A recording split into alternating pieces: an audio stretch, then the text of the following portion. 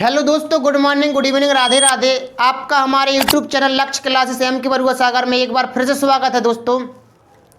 दोस्तों मैं आपको इंग्लिश ग्रामर पढ़ा रहा हूं, जिसमें मैं अब ट्रांसफॉर्मेशन ऑफ सेंटेंस यानी कि सेंटेंस का ट्रांसफॉर्मेशन करना मैं दोस्तों सिखा रहा हूं आपको। आज यूपी बोर्ड परीक्षा क्लास 12th में ट्रांसफॉर्मेशन दोस्तों इंग्लिश ग्रामर में है दोस्तों।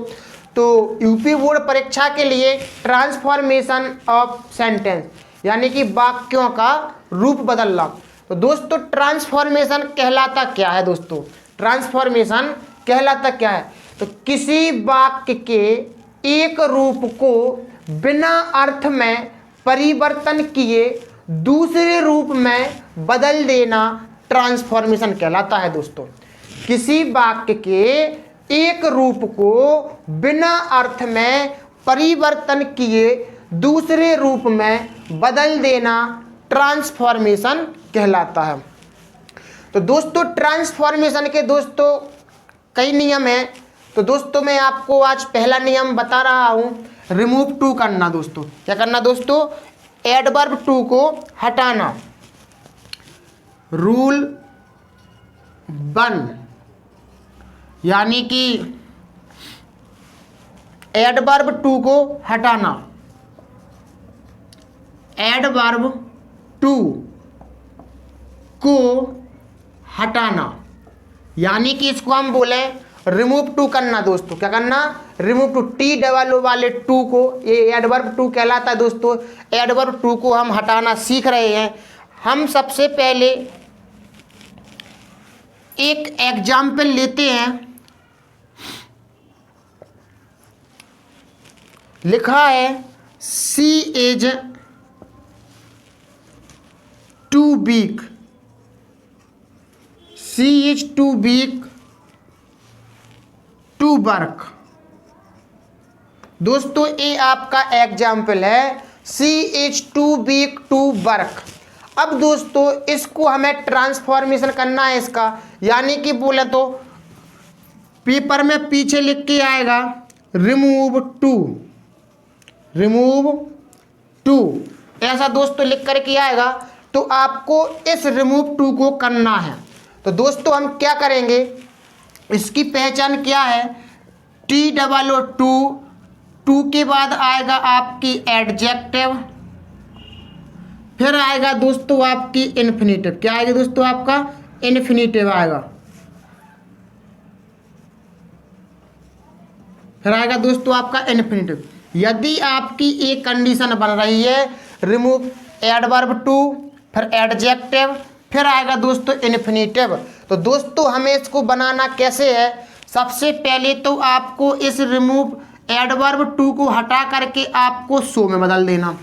अब दोस्तों हम इसको बना रहे हैं, ट्रांसफॉर्मेशन करते हैं। तो सी का सी लिखना है, इज का इज लिखना है, टी डबल ओ वाले टू यानी कि जो आपका एडवर्ब जो टू है इसको बदलना है आपको सो में। क्या बदलना दोस्तों? सो में। फिर आपका वीक का वीक यानी कि एडजेक्टिव का एडजेक्टिव। अब दोस्तों आपको क्या करना है, इस इन्फिनिटिव वाले टू की जगह पर, इस इन्फिनिटिव वाले टू की जगह पर आपको बदलना है दैट। क्या लगाना दोस्तों? दैट लगाना है। क्या लगाना दोस्तों? दैट। इस इन्फिनिटिव वाले टू की जगह पर आपको लगाना है दैट। अब क्या करना है दोस्तों? आपको ये आपको सब्जेक्ट करना है रिपीट। क्या करना दोस्तों? सब्जेक्ट करना रिपीट। रिपीट मीन्स होता है दोस्तों कि ये सब्जेक्ट आपको दैट के बाद दोबारा लिखना है अपने मन से। दोस्तों दोबारा लिखना है। फिर क्या करना है, यहाँ पर या तो हम कैन नॉट लगाएंगे या कुड नॉट लगाएंगे। दोस्तों ये किस पर निर्भर रहेगा कि हम यहाँ पर कैन नॉट या कुड नॉट लगाएं। यदि आगे टेंस प्रेजेंट या फ्यूचर में है तो अंदर का टेंस अंदर अपन लगाएंगे कैन। क्या लगाएंगे दोस्तों? कैन। यदि आगे प्रेजेंट या फ्यूचर है तो पीछे कैन लगाएंगे, और यदि आगे पास्ट है तो पीछे कुड लगाएंगे। दोस्तों क्या लगाएंगे दोस्तों? कुड लगाएंगे।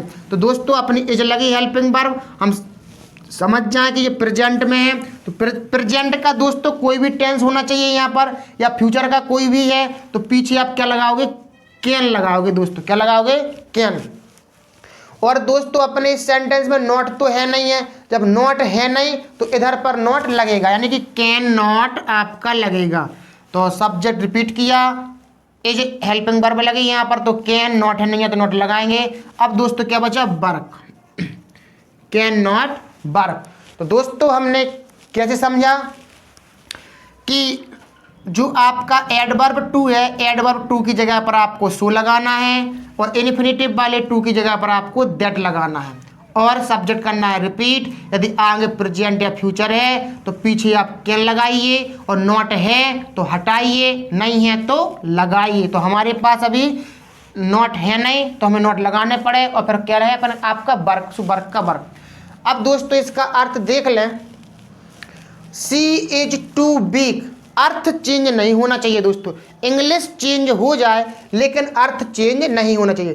तो she is too big to work, वह अत्यधिक कमजोर है टू वर्क, यानी काम करने के लिए, वह काम करने के लिए अत्यधिक कमजोर है। दोस्तों इस वाले टू का अर्थ होता है अत्यधिक, क्या होता है दोस्तों, अत्यधिक होता है इसका अर्थ।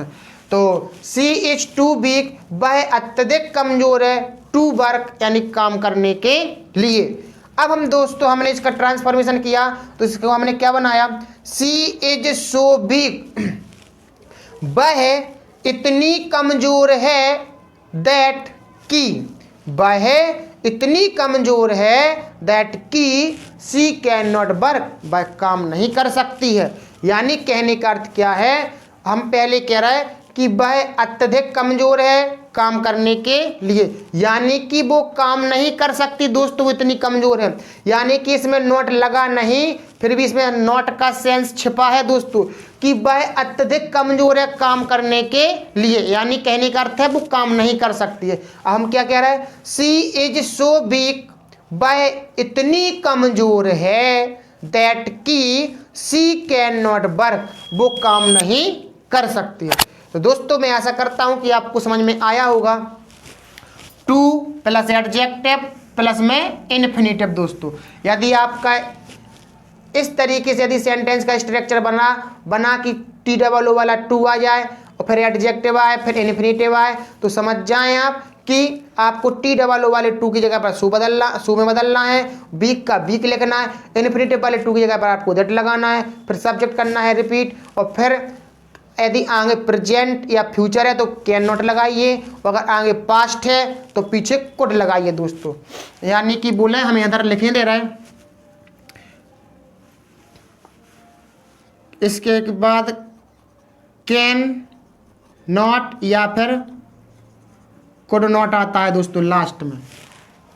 तो हमने बता दिया कैन नॉट कब लगाना है, जब फिर आगे प्रेजेंट या फ्यूचर रहे तो कैन नॉट लगाइए, अगर आगे पास्ट रहे तो पीछे कुड लगाइए दोस्तों।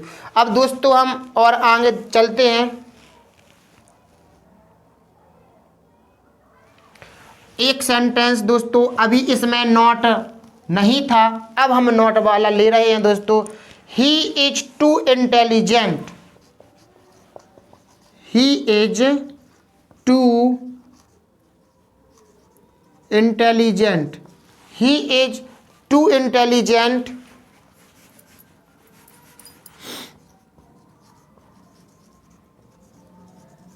He is too intelligent not to solve all the problems, not to solve all the problems.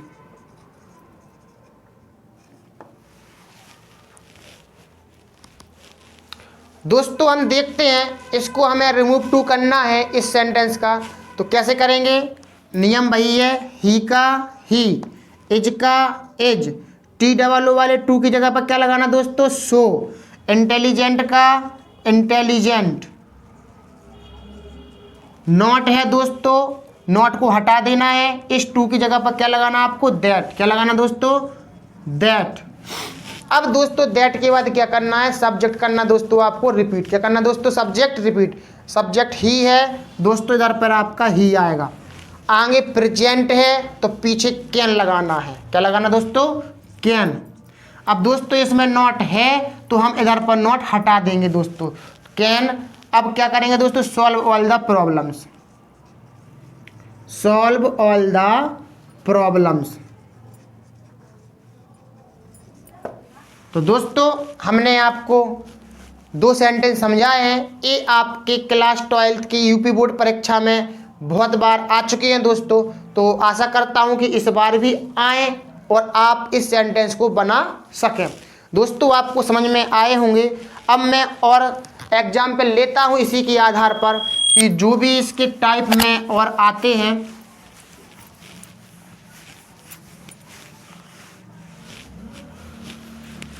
जैसे दोस्तों लिखा है the tree is too high, the tree is too high for me to climb. अब दोस्तों हम इसको देखते हैं, हम इसको कैसे बनाते हैं। The tree is too high for me to climb. बनाने का दोस्तों तरीका वही है। द ट्री का द ट्री लिखिए, इज का इज लिखिए, टी डबल ओ वाले टू की जगह पर क्या लगाना दोस्तों? सो। हाई का हाई लिखिए। अब दोस्तों इधर पर आ गया आपका फॉर मी। क्या आ गया दोस्तों? फॉर मी आ गया। यदि दोस्तों इन्फिनेटिव वाले टू के जस्ट पहले फॉर मी आ जाए, फॉर अस आ जाए, फॉर यू आ जाए, फॉर हिम आ जाए, फॉर हर आ जाए, फॉर देम आ जाए दोस्तों, तो आपको क्या करना है?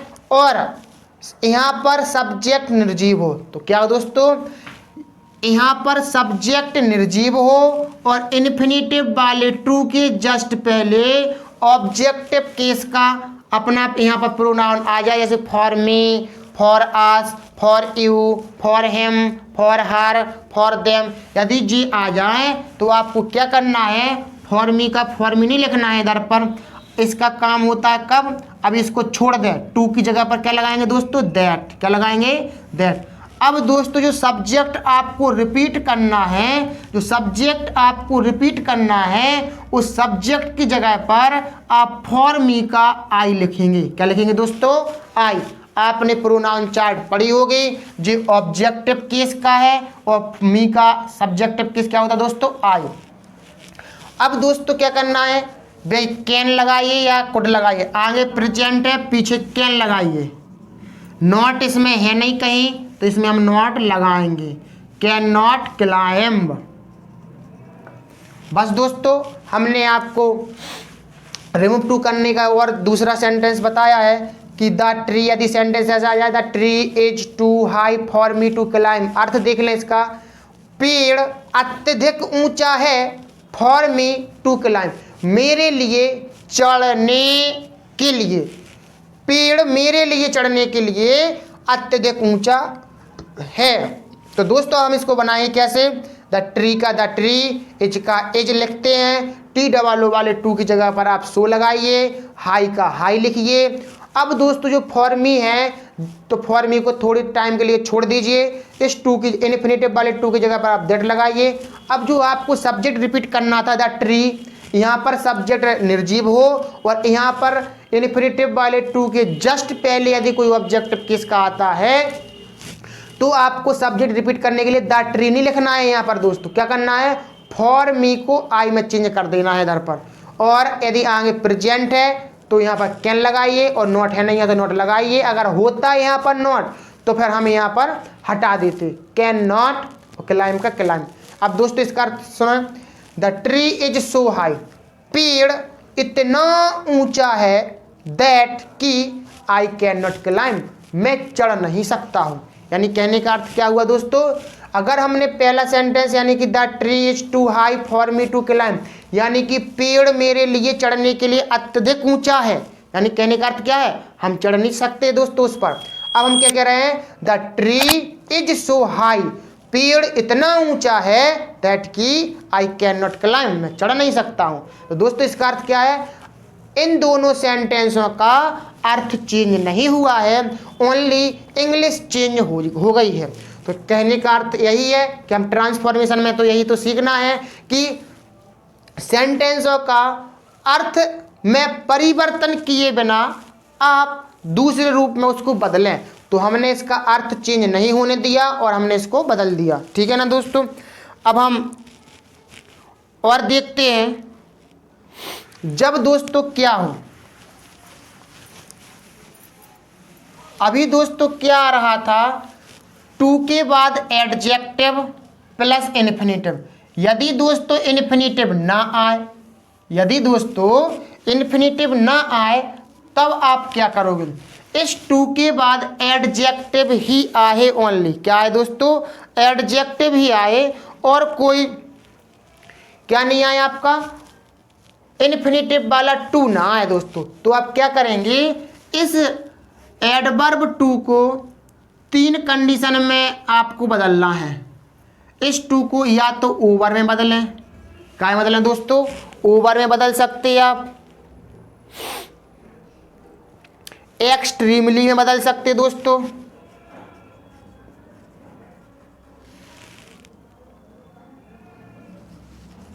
और beyond the proper limit, beyond the proper limit. यदि आपका एडवर्ब टू के बाद एडजेक्टिव आए ओनली और इन्फिनेटिव ना आए दोस्तों, तो आपको एडवर्ब टू की जगह पर या तो ओवर में बदलना है, या एक्सट्रीमली में, या बियॉन्ड द प्रॉपर लिमिट में। अब मैं दोस्तों इसके लिए बताता हूँ सेंटेंस एग्जाम्पल लेकर के। तो he is too eager, he is too eager for praise, he is too eager for praise. तो दोस्तों हम इसको अब बनाते हैं।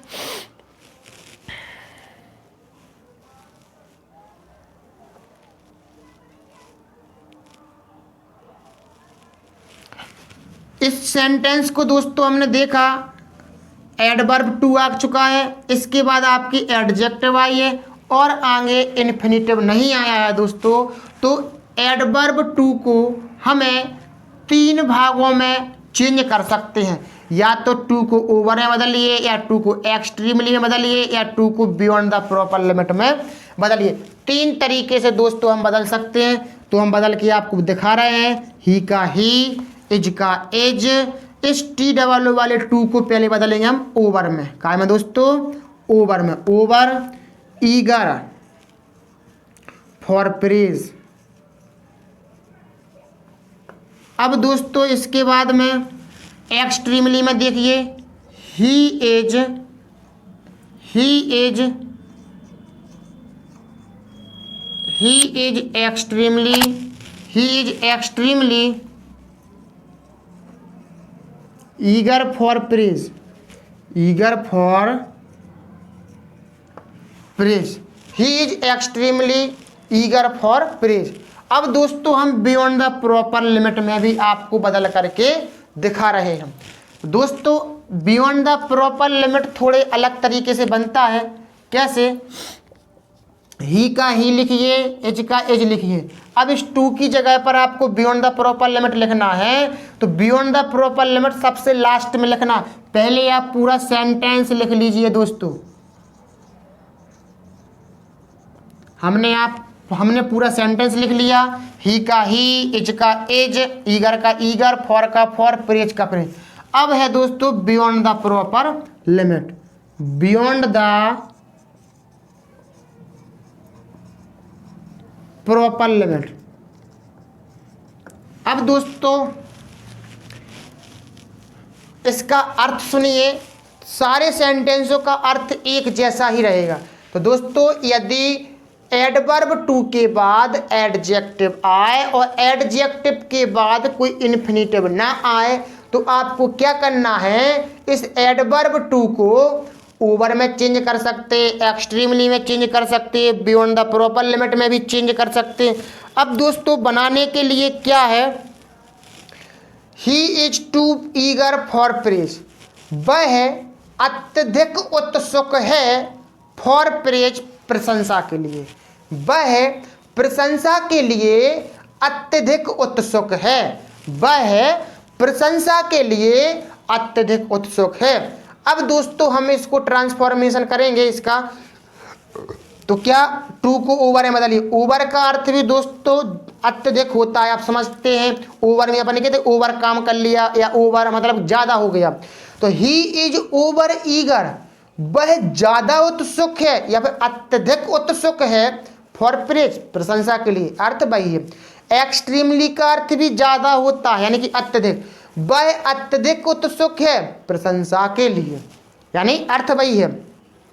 He is eager for praise, वह प्रशंसा के लिए उत्सुक है बियॉन्ड द प्रॉपर लिमिट, एक सही सीमा से भी ज़्यादा, बोले तो मतलब कि एक लिमिट है, उस लिमिट से भी ज़्यादा वो उत्सुक है। तो दोस्तों कहने का अर्थ हमारा वही है। इंग्लिश चेंज हो चुकी है तो कोई बात नहीं, कि आपका अर्थ चेंज नहीं होना चाहिए दोस्तों। अर्थ चेंज किए बिना आपको ट्रांसफॉर्मेशन करना था।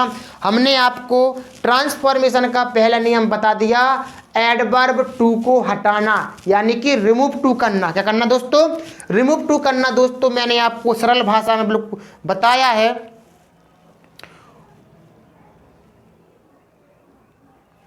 ठीक है दोस्तों, आपका यह नियम खत्म होता है।